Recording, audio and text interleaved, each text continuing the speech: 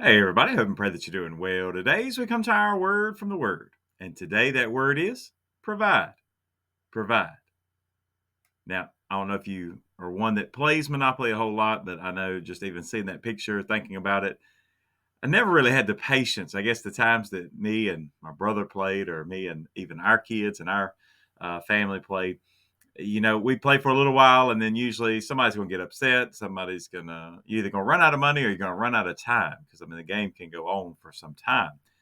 But now, just even thinking about that, right? You were always trying to make sure you could get as much as you wanted because that's what our society has, right? We want to have control of it all. Well, the biblical perspective is a little bit different. And as you get to First Timothy chapter 5, just for instance, as we're looking at this, he begins talking about the importance of taking care of widows. Now, remember there again, Paul is encouraging Timothy in his ministry and giving him some advice in his pastoral role. And there again, it's still instruction for the whole church as well that we learn from it as well. And so, what you can see here in the course of talking about how to handle widows and to make sure you're taking care of them, you may be thinking, well, what does that have to do with the monopoly money and all that? Well, I think for me, it is where's our focus, right? If our focus is to always build up for me, then I'm leaving everybody else out. And, it would be something if I provided for me, but then didn't take care of those in my own home. That'd be ridiculous. Even the lost understand how important it is to take care of those within your own home. Now, if you think about that, think about the context of the body of Christ, the family of God. Who are we if we won't take care of those within the body? That's the heart of the message. And it can be summed up in this one verse in verse 8 of First Timothy chapter 5 today. But if anyone does not provide for his own, and especially for those of his household, he has denied the faith and is worse than an unbeliever.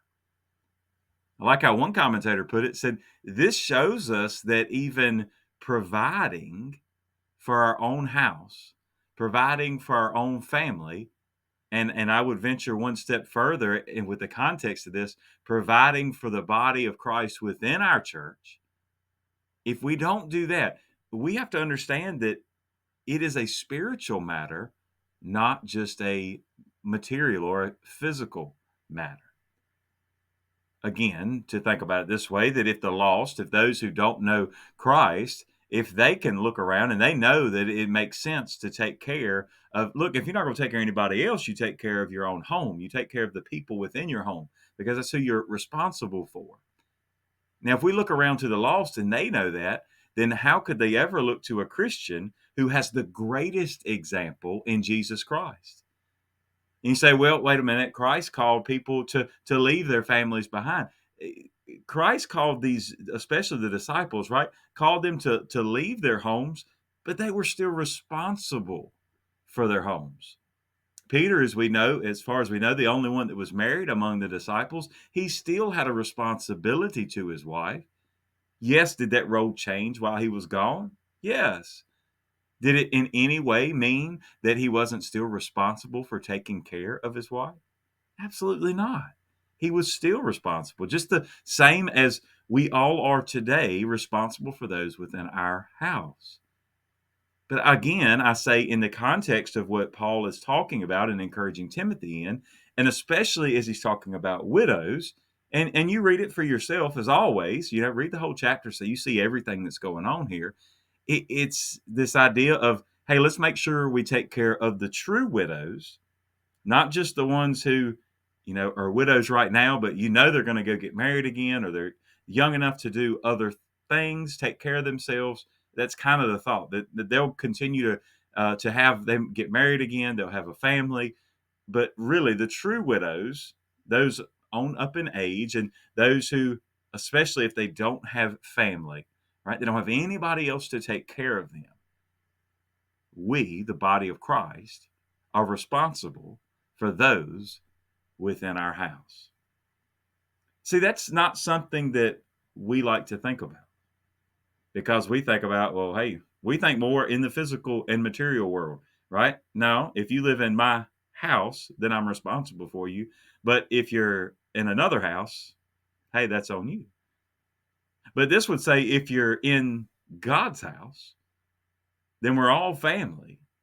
And we need to make sure we're taking care of each other just the same as we would take care of a widow within our own family. That's the point. Again, if the world can see that is a necessity, no wonder he says that if a Christian would be able to continue on and not take care of those within their own home, within their own house, within the family of God, they are worse than an unbeliever. I don't know about you, but when I hear that and I see that, that should make all of us go back and read it again because I don't want to be an unbeliever. And I certainly don't want to be labeled one that's worse than an unbeliever. So I think today, maybe we need to spend some time with God. Spend some time allowing Him to speak into our hearts and show us maybe some situations that we are letting go by the wayside.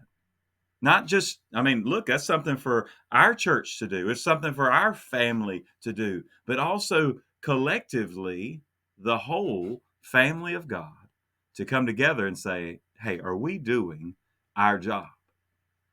Or sadly, are we trying to let the government take over the role of the church? Today, God's provided for you. Will you provide for others? God bless you. And I pray you have a great, great day.